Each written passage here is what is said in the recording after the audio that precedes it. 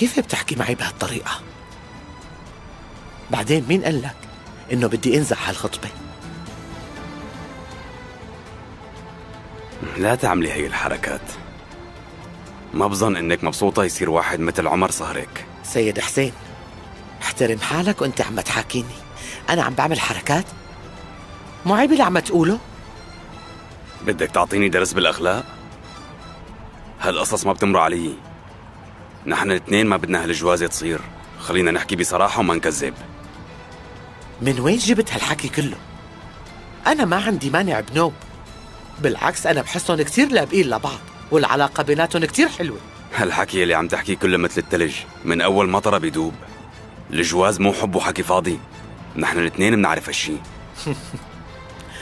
شكلنا ما رح نتفق مع بعضنا سيد حسين. إذا بدك خلينا نحكي مع عمر وإيلين بصراحة، وقول احكي كل شي عندك. قول لهم أنا ما بدي هالجوازة، بدل ما تعمل مؤامرات احكي قدامهم وبكل صراحة. ها؟ هيك أحسن للكل.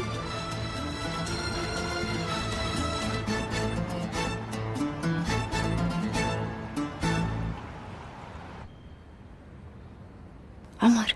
ايه خلص حبيبي هلأ بيشوفونا. بؤسة. بالله؟ ليش انتي مو خطيبتي؟ ايه بس عيب.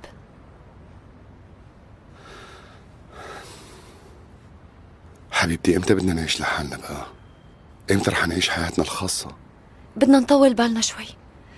بعدين إذا ماني غلطانة حضرتك وعدتني إنه تاخدني رحلة، ما هيك؟ خلص بوعدك رح اخدك. ايه بوعدك. وأنا ناطرة.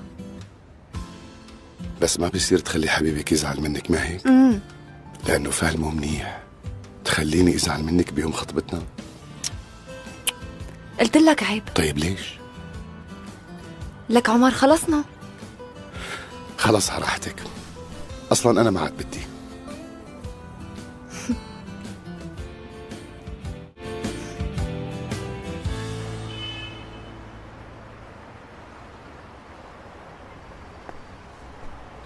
يلا ياسر أنا ناطرة قرارك. بدك تضل مع ابنك ولا مع هاي؟ لك ليش ساكت وعم تطلع فيني هيك؟ احكي.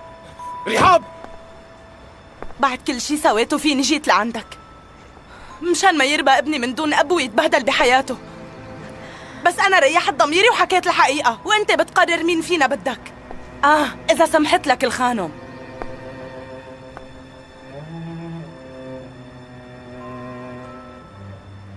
مع انه انتو لا عندكن ضمير ولا اخلاق، بس الله كبير ورح ياخذ لي بحقي منك.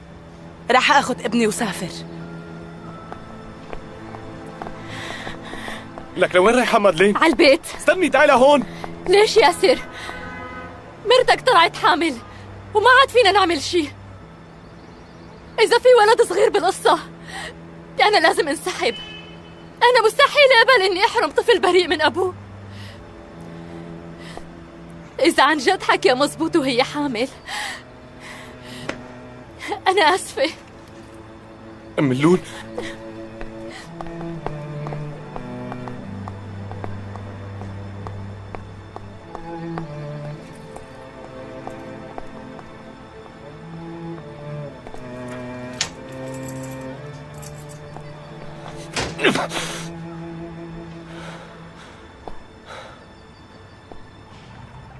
هالحكي كلياته ما بيمر علي. إذا كنتي عن جد هاكلاني هم إيلين وعمر كنتي فتي لجوا وخبرتيهم فورا بهالحكي. بس مو هذا هدفك. ليش عم تنكري الموضوع؟ على فكرة نحن الاثنين هدفنا واحد، ست نادية. بابا الماما الجو برا برد، فوتوا لجوا. تضرب انت وامك، فوت لجوا، فوتوا لك.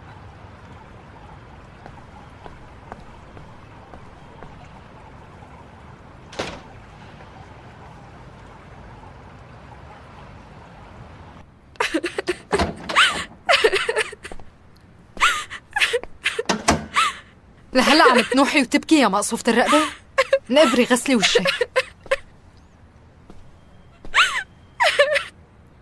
ادعي لربك ما يقلعونا هلا من البيت من تحت راسك. المرة لساتها عم تحكي مع ابوكي. خلينا ننزل ونخلص من هالهم بقى لانه مليت. مو عرفانة تغسلي وشك مثل الخلق؟ وشك كله شحوار من هالكحلة. خدي لشوف، خدي. اسمعيني منيح وليه، رح تعملي المستحيل مشان تخلي أبوك يسامحك. بدك تترجيه وبدك تبوسي إيديه ورجليه لحتى يسامحك. ما بقدر أتدخل ودافع عنك حتى لو حبسك بالبيت، فهمتي؟ فهمتي علي؟ يلا خلصيني. حاج تبكي بقى، اطلعي. يلا لشوف، امشي يلا. حاج تكبروا القصة. أنا ما دخلني، روح احكي مع عمتك. شو صار؟ كنت عم قلها إنه عمتك خير أمي، شو القصة؟ وأنا خايفة تكبر المشكلة. حسين لساته معصب ومتضايق؟ ما بعرف ابني، لساتهم عم بيحكوا برا. خير إن شاء الله.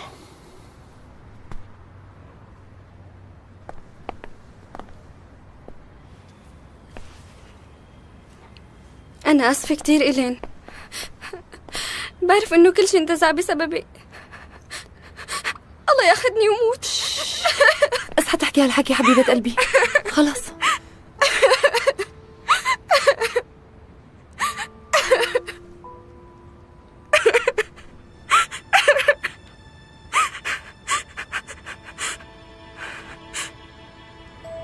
عن أنو حب وغرام عم تحكي انتي؟ أنا شايف قصص أكبر من هيك، وبآخر لحظة النهار كل شي من ورا كلمتين مو أكتر.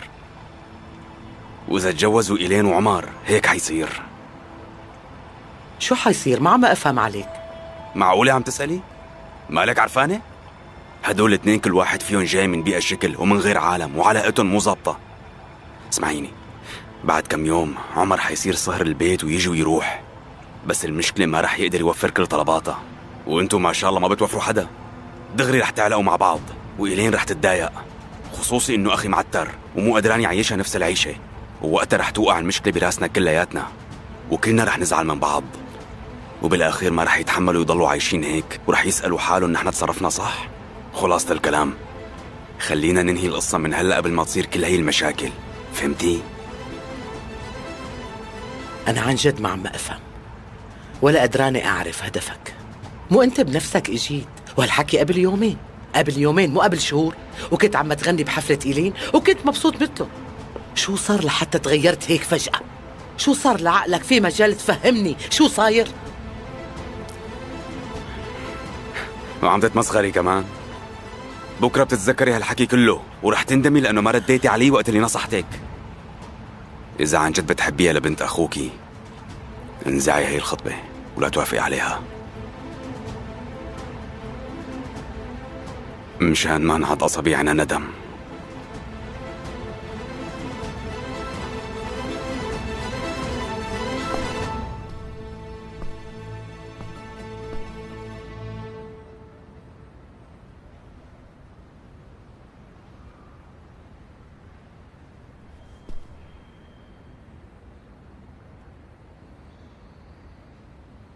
أول شغلة أنا ما بعرفك بنوب، وحكيك هاد خلاني أتضايق منك وشك فيك لأنه ما بيطمن بنوب. وإذا ضليت تحكي معي بهي الطريقة بدي فوت وخبر عمر، عم تفهم؟ ورح فهمه. لحظة، طولي بالك شوي، بتمنى يضل هالحكي بيناتنا، رجاء لا تحكي شي لعمر. شو؟ ليش هيك خفت وصفر وشك؟ من شوي كنت عم تزعبر وتعلي صوتك، شو صار لك؟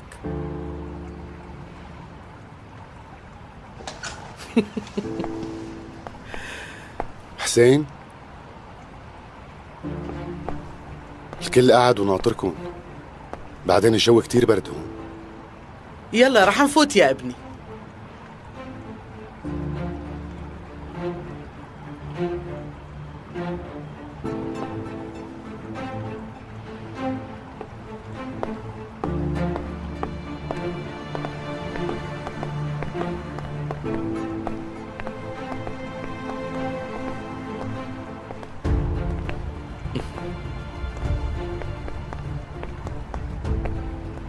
يلا يا عريس تفضل فوت قدامي.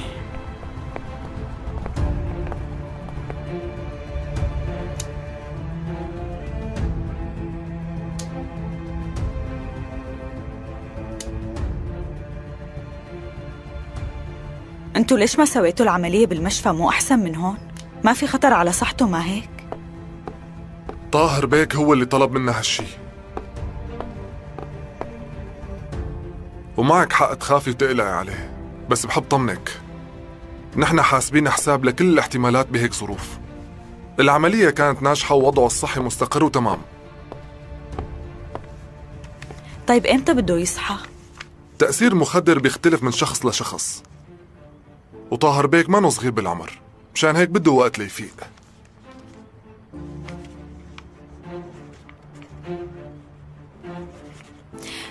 والشخص الثاني مين؟ الشخص اللي تبرع له بالكلية لساته عايش معه؟ ايه عايش، وانا رايح مشان افحصه واطمن عليه. حابة اشوفه اطمن عليه. ليش؟ لأنه التضحية الكبيرة يلي قدمها لطاهر ما بتتقدر بتمن، لهيك أنا حابة اشوفه واتشكره بنفسي. مين كان المتبرع؟ شخص منعرفه؟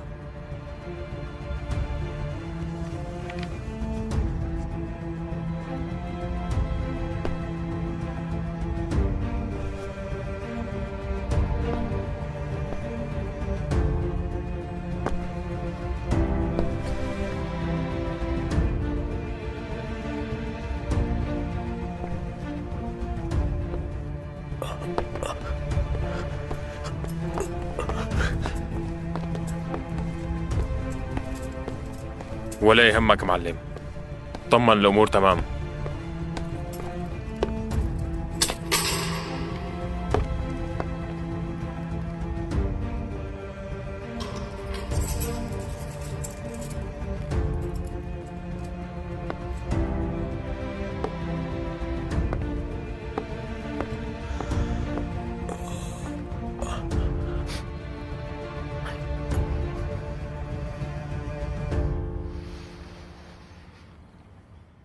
يسلموا ايديكي.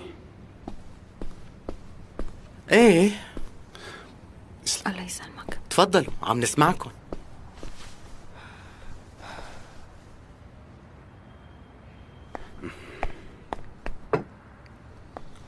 بظن بما انك كبيرة العيلة حضرتك بتعرفي سبب زيارتنا هي. الأولاد بيعرفوا بعض من فترة وحابين بعض، ونحن جايين لعندكم اليوم مشان نخطب بنتكم إيلين لابننا عمر على سنة الله ورسوله.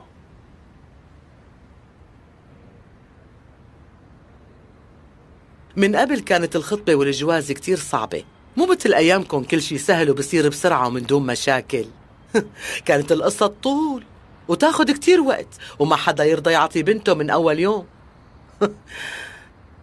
عم أحكي هيك لأنه ما في مجال مشان أسأل عن عمر مثل ما بيعملوا أهل العروس بالعادة، وأنا مجبورة هلأ أعتمد على حكيكم وأوثق فيه. حسب ما فهمت إنه عمر محقق كتير شاطر وما بيخاف، وبيفضل مصلحة الشغل على مصلحته. يعني وقت بيتعلق الموضوع بشغله ما كتير بيحسب حساب، وما بيخاف لا من الرصاص ولا من الموت. بس بالمقابل إيلين غالية على قلبي،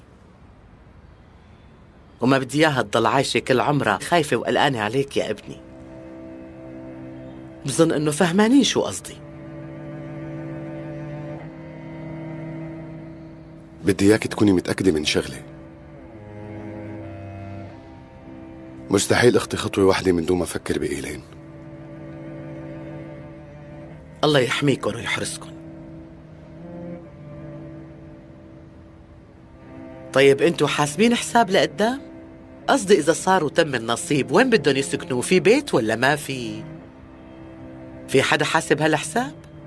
حقنا نعرف هي التفاصيل. كنت متوقعة هالجواب. ما حدا فكر شو حيصير بالمستقبل. آخ من هالشباب. نحن أهلهم ومجبورين نساعدهم بهيك قصص، وانتوا أكيد ما رح تقصروا. خزات العين انتوا ساكنين ببيت سياح نياح، قصدي بيساعنا كلنا مو بس هن. بعدين وين المشكلة؟ ما نحن بدنا نصير عيلة وحدة.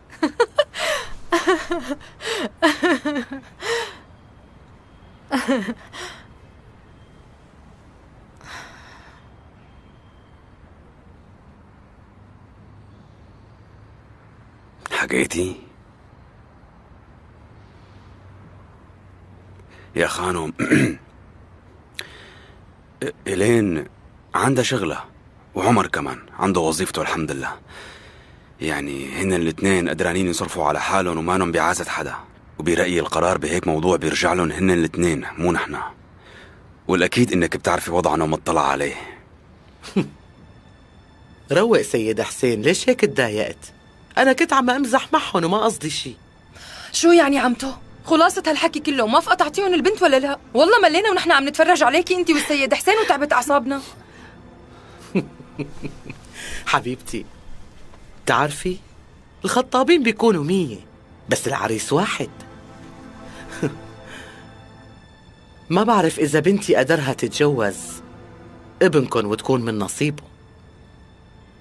الله يقدم اللي فيه الخير إلهم، بس مثل ما بتعرفوا الحياة كلها تجارب، ونحن مو صغار ومرق كتير على راسنا. وإذا أهل العروسين ما اتفقوا من الأول وصارت بيناتهم مشاكل، هالمشاكل رح تنتقل للعرسان ورح تأثر عليهم. مو هيك يا سيد حسين؟ أنا حابة أسمع رأيك أنت كمان وأعرف شو في ببالك بالضبط. احكي بصراحة وقدام الكل، ما في حدا غريب.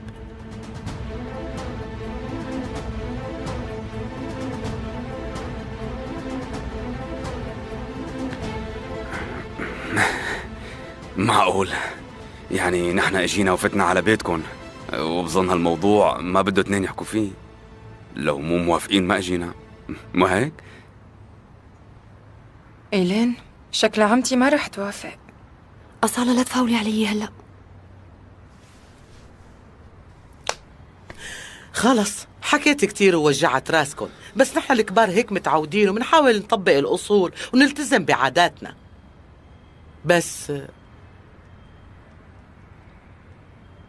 الله يقدم اللي فيه الخير. ولادنا تعرفوا على بعضهم وتفاهموا وحبوا بعض، ونحن ما فينا نوقف بوش سعادتهم. وأنا وافقت أعطيكم البنت. إن شاء الله ألف مبروك. ليش لساتكم قاعدين؟ ها؟ يلا وقفوا يا عرسان. يو حتى هاي الأصول نسيتوا ولا بنتي؟ بالأول حماتك. تعي بنتي. إن شاء الله ألف مبروك، والله يهنيكم ويسعدكم طول العمر. الله يبارك بعمرك. إن شاء الله ألف مبروك يا ابني. عمتي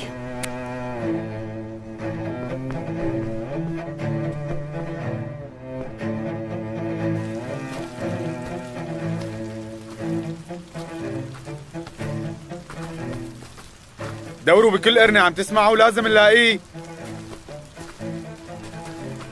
قدرتوا تعرفوا شيء؟ لسه، بس رح نلاقيه. لاقوه ودغري خلصوا عليه وريحونا منه بقى.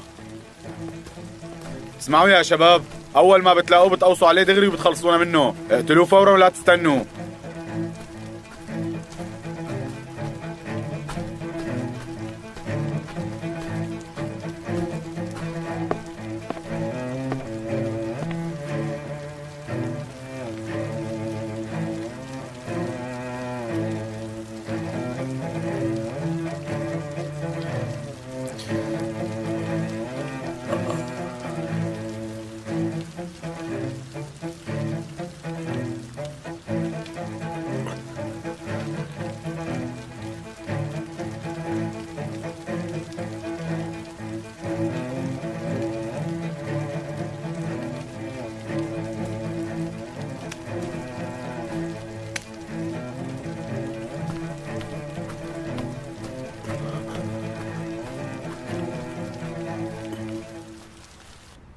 ايه طبعا، بس خليهم يتفقوا ويحددوا موعد، وبعدين حفلة عرس صغيرة بيناتنا. لا مستحيل ست إيمان، ما بقبل. أنا ما عندي حدا غير هالبنات الثلاثة، وحابة أفرح ببنت أخي وشوفها وهي عروس، لهيك بدنا نساوي لها حفلة كبيرة وفخمة كتير. إذا عزمت بس أهالينا اللي بمالطا صدقيني رح يكونوا أكتر من 500 شخص.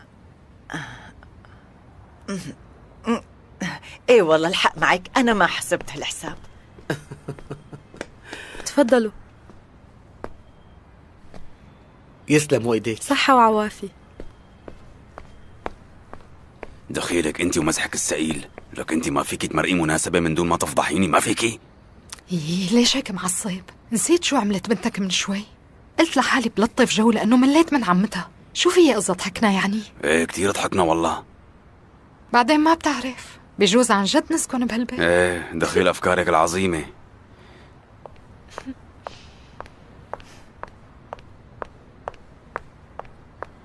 شو أخباركم يا عشاق؟ بدك الصراحة بنت حماي، كنت خايف انه عمتك تقلنا ما في نصيب وروحوا الله معكم. احمد ربك انه وافقت بهالبساطة. انا شو قلت لك؟ عمتي أرحى مو عمتي نادية. ما في شي بخوف، عم تمزح.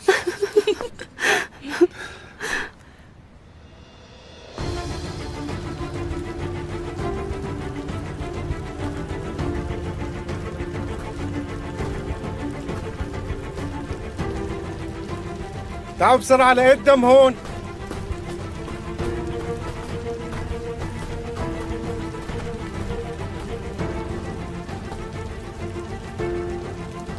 ضوي لي فوق.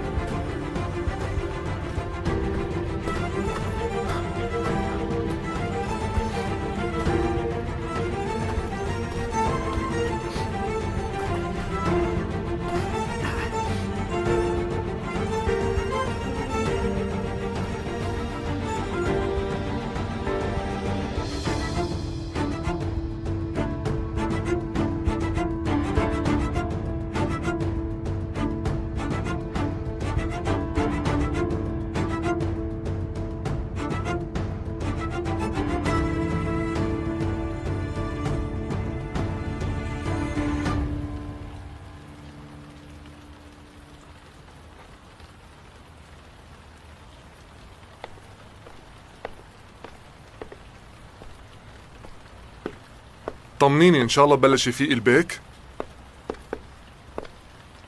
لا دكتور ما فاق.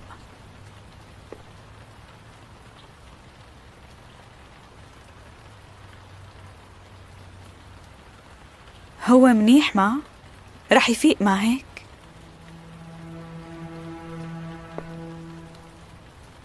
طمني وضعه كتير مستقر.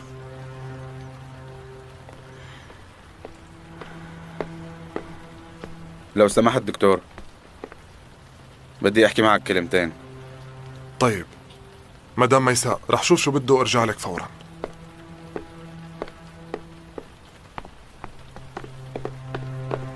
شو صار قدرتوا تلاقوه؟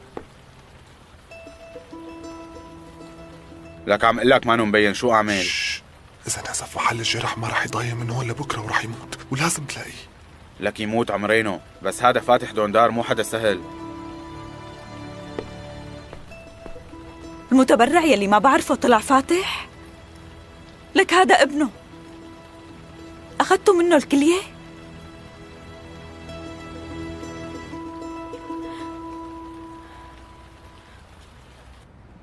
يمكن لأنه أنا أكبر وحدة بالعمر طلبتوا مني لبسكن المحابس، ما هيك؟ بس أنا في عندي طلب وبتمنى توافقوا عليه.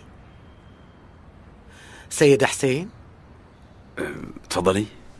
حسب ما حكولي عنك أنت مو بس أخوه الكبير لعمر، ما هيك؟ الله يرحم الوالد، أنت كنت مثل أبوه وكتير تعبت معه. مشان هيك أنت أحق مني، لهيك تفضل أنت ولبسهم المحابس.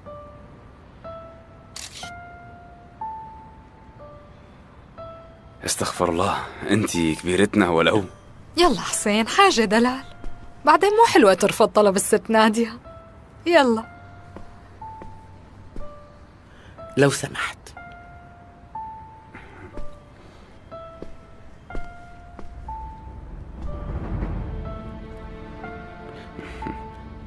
ماشي تكرم عينك.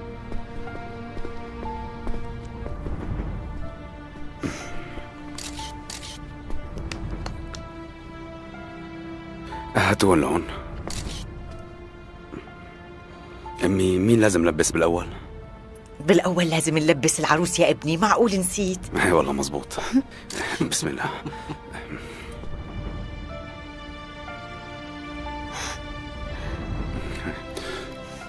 هدي شوي حسين شباك. بعرف عم برجف بس والله من فرحتي فيكم. هات المقص.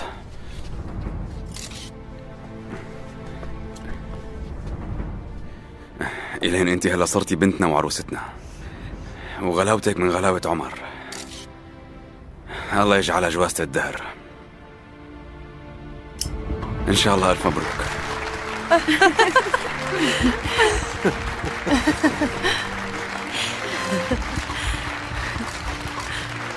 يلا يمكنك تقبيل العروس. شو ناطر يا عريس؟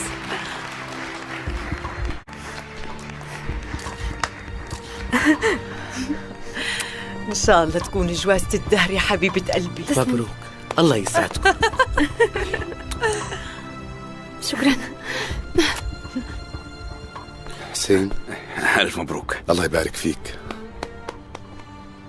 يسلموا على كل شيء أخي، عبال ما تفرح بحسن. إن شاء الله. أمي حبيب قلبي.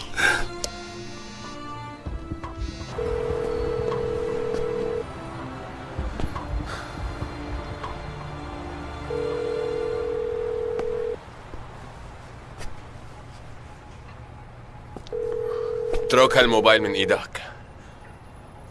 أخي خليني أطلب لك الإسعاف. قلت لك اترك هالموبايل، أنا منيح ما فيني شيء. يلا أميرتي الحلوة ردي، مشان الله ردي علي، مو وقت الزعل هلا. حبيبتي مبسوط ايه كتير.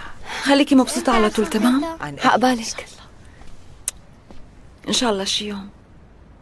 أنسي روشان، موبايلك عم بيرن. بخصوص إنها هالذهب كتير طالعة حلوة بقلها هاللون. تسلمولي، وإن شاء الله بنتي. عقبالكم كلكم يا رب. إذا ما بدك تردي سكريه. إيه؟ دخيل ما قلت لهم يجوا؟ طالعة بتجنني. شكرا. أنا قلت لهم عمر قايلهم، بس مدري شو القصة هلا. أخي هلا إذا أجى المعلم وشافك أو فات شي زبون على المحل رح توقع المشكلة كلها براسي أنا. بوس إيدك اترك هالتليفون وروح من هون، الله يوفقك.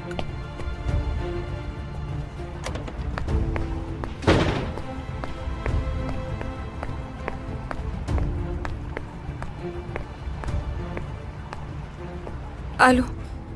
ألو ألو روشان، مرحبا. ما لازم تتصل فيني. طولي بالك حبيبتي، أنا بحاجة لمساعدتك. تعي خديني من سراي بورنو، رح كون بالحديقة العامة. معك ساعة مشان تجي. مستحيل اجي، ولازم سكر الخط. لا تسكري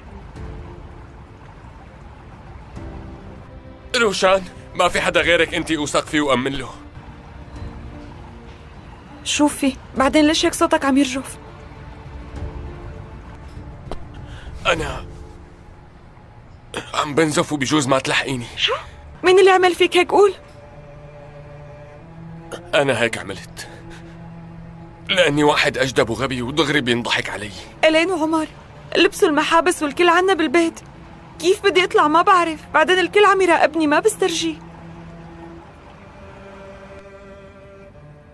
إذا ما بدك تجي ما فيني أجبرك. أنا كنت حابب شوفك لآخر مرة قبل ما أموت، بس ما فيني لومك أبدا. أنا ما عرفت قيمتك وكتير غلطت بحقك، بعرف هالشي، بس وحياة عيونك أنا ما حبيت حدا بحياتي قد ما حبيتك. وإذا حبيتيني ولو شوي، وإذا ما بدك ياني موت وأنا عم بنزف، تعي أنا عم بستناكي، ماشي؟ واصحك تخلي إلين وعمر يلحقوكي هالمرة. ما بعرف كيف بدي أطلع من البيت. بدي ضل ناطرك هنيك لوش الصبح، وما بعرف وقت تجي رح تلاقيني عايش ولا ميت. ناطر لشوف مين بده يوصل أول، أنت ولا عزرائيل.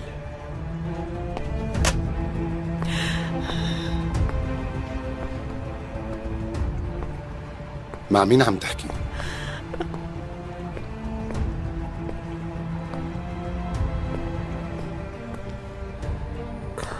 يعطيك العافية. إن شاء الله معافى أخي. خلص روح أنت، أنا بدي نظف هالدم. باينتك شب أبضاي وقلبك طيب، لهيك بدي منك آخر طلب. أنا طالع من البيت وما معي ولا قرش. أعطيني أجار طريقي وبكون ممنونك. شو قصتك أخي؟ يعني فوق ما ساعدتك بكل شيء بدك تاخذ مني مصاري كمان؟ يلا روح الله معك. ليك اسمع، اعتبرهم دين ورح رجع لك قدهم 10 مرات. اعتبره وعد. ما راح أعطيك ولا قرش، وأحسن لك تروح من هون أحسن ما أطلب الشرطة. ها يلا اطلب إذا فيك العمى بعيونك. العمى مانك شايف حالتي يا كلب. هات المصاري يلا هاتون. وإذا رجال اتصل بالشرطة يلا يا كلب. وهلأ فرجيني لشوف قديش معك مصاري.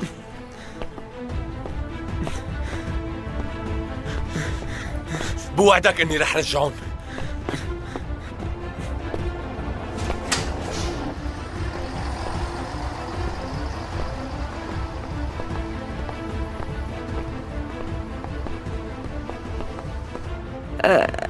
هاي رفيقتي من فرنسا. كنت عم تحكي مع رفيقتك بفرنسا، معناتها رفيقتك من هون. رفيقتي لا، قصدي مبلا، هي فرنسية وجوا كان ضجة كتير، لهيك قلت بحكي معها من برا مشان اسمعها منيح لأنه ما كتير بعرف فرنسي، وهي حكي سريع شوي. ماشي. عمر، شو وين رحت؟ الكل ناطرينك مشان نلبس عروستنا الذهب. يلا تعال. يلا مرت أخي أنا جاي فورا. يلا. الجو بارد، لا توقفي كتير هون.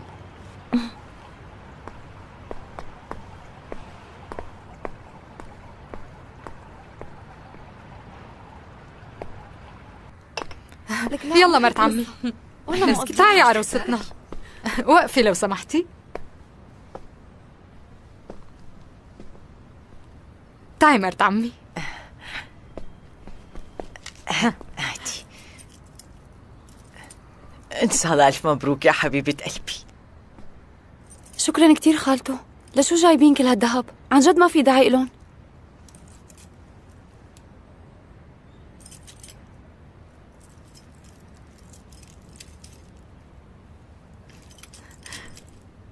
وهي هدية مني أنا وابن حماكي. شكرا كتير، عن جد ما كان في داعي. شو هالحكي حبيبتي؟ بعدين هيك العادات. أصلا هدول الذهبات ولا شي. بيوم خطبتي جابوا لي صندوق مليان ذهب. يلا يا عريس دورك هلا. وأغلى قطعة فيهم بلبسك إياها العريس. يلا.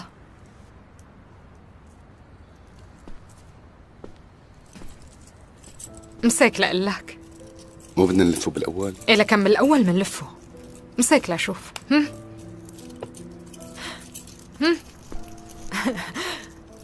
مبروكين إن شاء الله. يلا.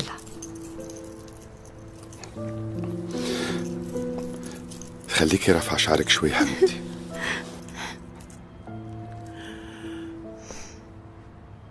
الله يرزقكم يا ابني ويهنيكم ببعض. آمين. آمين يا أمي، آمين. الحمد لله أني أخذت أغلى جوهرة بالحياة.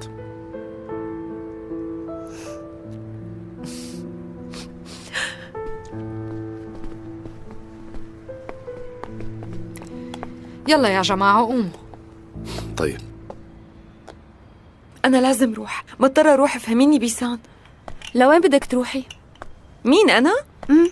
لك يلا على السريع، وحدة منكم تجي تساعدني، هلأ بيوقعوا من إيدي. ممكن تفهميني شو عم تساوي ست دنيا والست فايزة؟ تنتين مانن فاضيين. لوين بدك تروحي؟ لوين بدي روح؟ بكرة عندي محاضرات بالجامعة، بعدين إجاني إنذار لأنه ما عم داوم. بس إذا بدك بس خلص محاضرات بنتغدى سوا، شو رأيك رح أتصل فيكي؟ ليش لا؟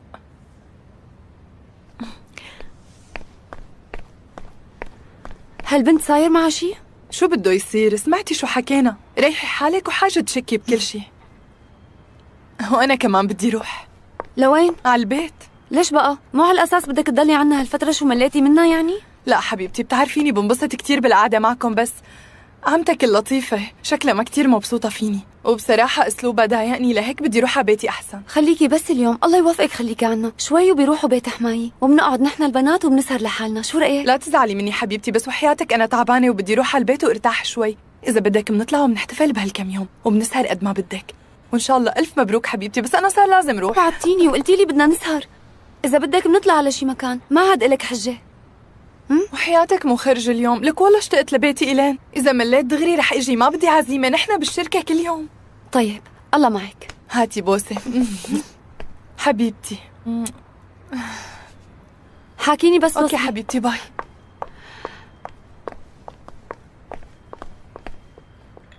شو اعمل لك؟ ماني قدران صدقك. امتى صار هالشي فيني اعرف؟ شو نسيت اننا متجوزين ولساتني عزمتك؟ ايه بس نحن صرنا كذا شهر تاركين بعض. انا صار لي 4 شهور حامل. لك كيف ما حسيتي على هيك شغله؟ فهميني. ما توقعت اني اكون حامل وخصوصي بهيك ظروف. انا كمان تفاجأت مثلك. معلوم جوزي تاركني وبده يطلقني. طيب رحتي لعند شي دكتور؟ شو سيادة المحقق؟ شو رأيك تاخذني وتستجوبني؟ لك رحاب، احكي معي مثل الخلق وجاوبيني. لك مو عيب عليك تكذبني بهيك موضوع؟ لك انت ما عندك ضمير ولا اخلاق؟ لك طلعتي لي فجأة من كذا شهر وعم تقولي لي انك حامل بالشهر الرابع، طبعا بدي شك بحكيك.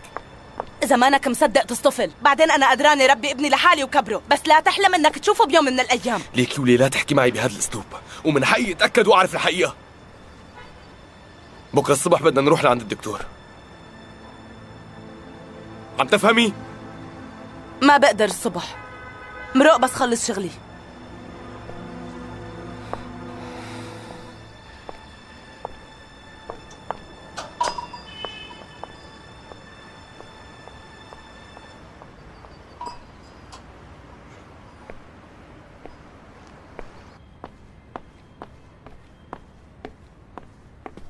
شبك بنتي؟ ليش واقفة هون؟ كنت حابة أحكي معك شوي. احكي حبيبتي، شو القصة؟ أنا بتشكركن كتير، بس حاسة إنه ضايقتكن، يعني إنه جبتوا كل هالذهب كتار، ما كان في داعي تشتروهم كلهم. شو هالحكي هاد يا بنتي؟ هيك عاداتكن. انتي لا تاكلي هم، لو مو قدرانين ما كنا جبنا لك ياهن. عن جد ما كان في داعي أبدا. صحيح عمتي حكت قدامك، بس هي عم تحكي عن عادات أيام زمان وما كان قصدها شي تاني. العادات هلأ تغيرت. بعدين أنا ما بهتم بالشكليات أبدا ولا بحب الذهب، لهيك أنا حابة أرجع لك ياهم مشان. لا بنتي، اصحك تشلحيهم. انتي هيك بدك تزعلينا منك عن جد وتخلينا نتضايق كتير. ما شفتي عمر شو مبسوط؟ إذا سمع منك هالحكي رح يتضايق. أنا ما كان قصدي. شو ما كان وضعنا نحن بنفهم بالأصول، لهيك ما بدي اسمع منك هالحكي مرة تانية، وبتمنى ما تجيبي سيرة قدام عمر، ماشي؟ تعرفي قديش حساس بهالقصص، وأكيد ما بيهون عليكي زعله. صدقيني مو قصدي ضايقك بحكي.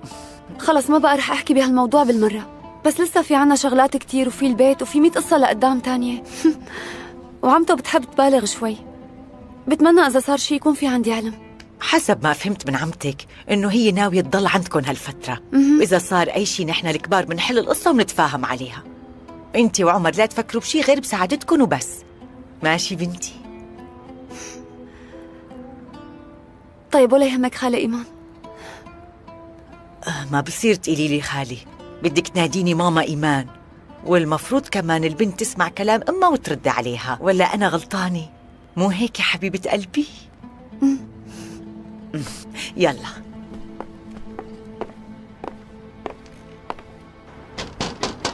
أم اللول، مادلين، لك من شان الله لا ترجعي تسكري بوابك بوشي.